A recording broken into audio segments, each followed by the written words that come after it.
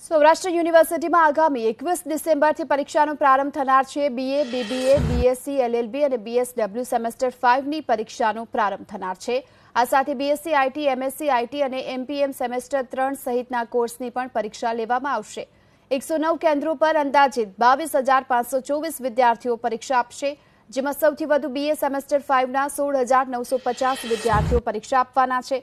આ પરીક્ષામાં કોરોનાની ગાઈડલાઇન્સનું ખાસ ધ્યાન રાખવામાં આવશે અને તે પ્રમાણેની વ્યવસ્થા પણ ઊભી કરવામાં આવશે। તો સૌથી વધુ બીએ સેમેસ્ટર 5ના 16,000થી પણ વધુ વિદ્યાર્થીઓ પરીક્ષા આપવાના છે અને આ માટેની તૈયારી કરવામાં આવી છે। ખાસ કરી કોરોના સમયે જે પરીક્ષા યોજાઈ રહી છે, ગાઈડલાઇન્સની પણ ખાસ ધ્યાન રાખવામાં આવનાર છે અને એ પ્રમાણેની વ્યવસ્થા પણ ઊભી કરવામાં આવી છે। તો સૌરાષ્ટ્ર યુનિવર્સિટી તરફથી જે પરીક્ષા લેવામાં આવનાર છે, 109 કેન્દ્રો પર અંદાજિત 22,000થી પણ વધુ વિદ્યાર્થીઓ જેઓ પરીક્ષા આપવાના છે। આ અંગે વધુ વિગતો મેળવીએ સંવાદદાતા પરાક્રમસિંહ જાડેજા આપણી સાથે જોડાઈ ચૂક્યા છે। પરાક્રમ, પરીક્ષાને લઈને કયા પ્રકારની તૈયારીઓ?